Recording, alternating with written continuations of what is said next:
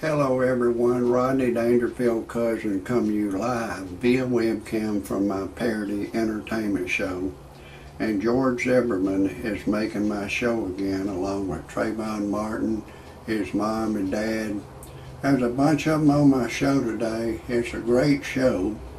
The judge has ordered the release of additional evidence in George Zimmerman's trial that he is alleged to have shot the black boy, 17 years old, and killed him.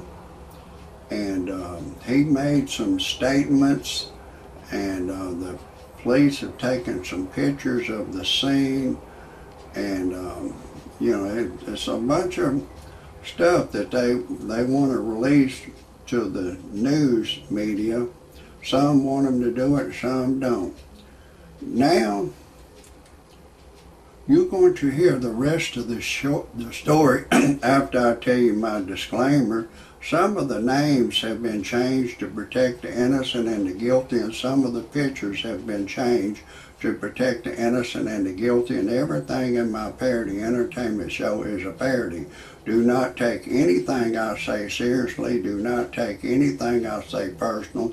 Do not try anything I say at home. If you do, check with your attorney first, and then still don't do it. I'm a professional. No amateur should ever try anything I say.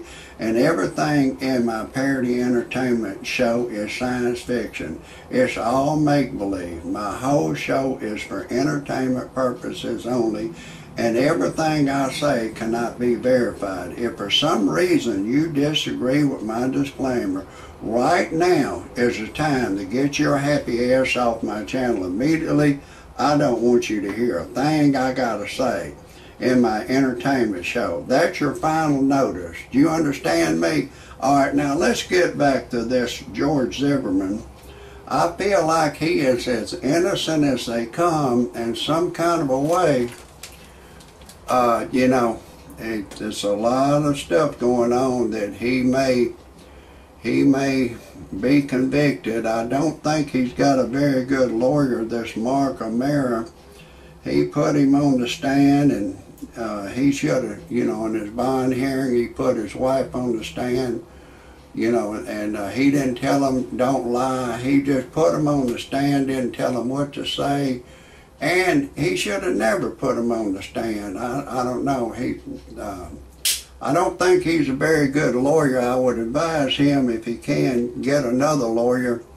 If there's any way possible he can get an attorney named F. Lee Bailey to represent him. If there's any way he could get him to represent him, I would. And if he would do it, I would advise him to get an attorney, F. Lee Bailey. You know, he's the one that represented O.J. Simpson back in '95, along with Johnny Cochran and some other lawyers. He run an ad in the newspaper that said, if anybody has any evidence to prove my client O.J. Simpson is innocent, I'll pay you $150,000. And a reporter come forward and said Mark Furman is racist. He uses the racial, you know, the racial slur that blacks call each other. I'm going to use the word nincompoop. He said all he says is my nincompoop, my nincompoop, my nincompoop, my nincompoop. And when F. Lee Bailey got Mark Furman on his stand, he said, Mark Furman, have you ever addressed an African American as a nincompoop? Mark Furman, he knew he was trained in the police academy that we, the police, we can lie. But if the suspect lies to us, we can lock him up. So all he did, he just did what he was trained to do and just started lying and said he's never said the nincompoop word. But, you know, then Johnny Cochran argued, you can't trust the messenger, the glove didn't fit, you must acquit. And the jury, you know, the jury bought the argument. And when you go to court, all it is one argument versus another argument.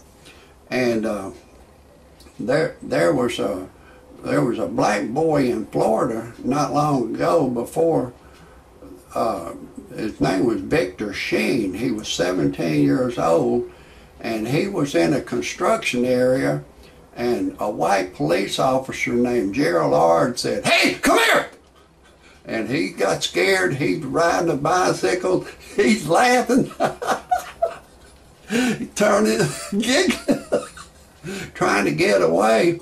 And Officer Gerald saying, "Police, police, pull over, police, police." He's laughing, giggling, and smirking. He trying to get away on that bicycle. And finally, Officer Gerald got his taser gun and pow! Shot him with that taser gun. He fell off the bicycle, and Officer Gerald run over him. Officer Gerald said, "I need a supervisor on the scene. I need a supervisor. I need a supervisor right now. 21, 46, 93, 81, 75, 43. He started shouting out all them numbers. Those numbers to a police, it's a secret code. It's called a 10 code. Whenever they're going like 21, 46, 83, you know, I don't know exactly what they're saying. They're probably saying the suspect is not cooperating. 21, the suspect's not cooperating. I need backup. Bring taser guns. Send a helicopter over to the scene. Send assault rifles. You know, there's 2 more suspects in the car. They're not cooperating. They're white. They're all white, and they're skinheads.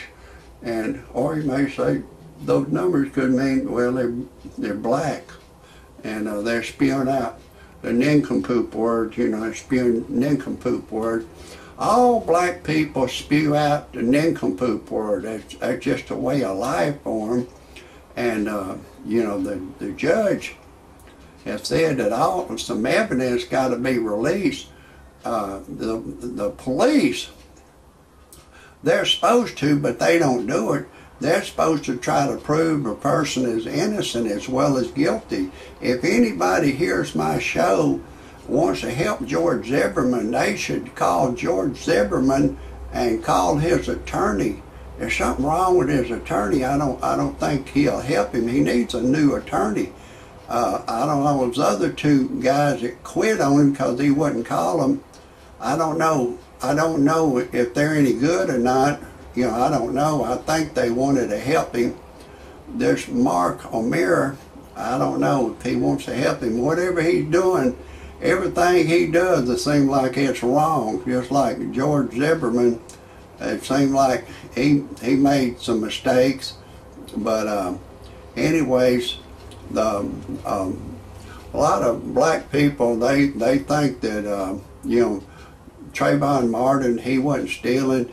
He had gold in his teeth. He had like $25,000, $30,000, $40,000 worth of gold in his mouth. Somebody was paying for all that dental work. He didn't have a job, but he had $40 on him that night. And I don't know what kind of work, and I don't even know if his mom and daddy work. I don't know what kind of criminal record they got.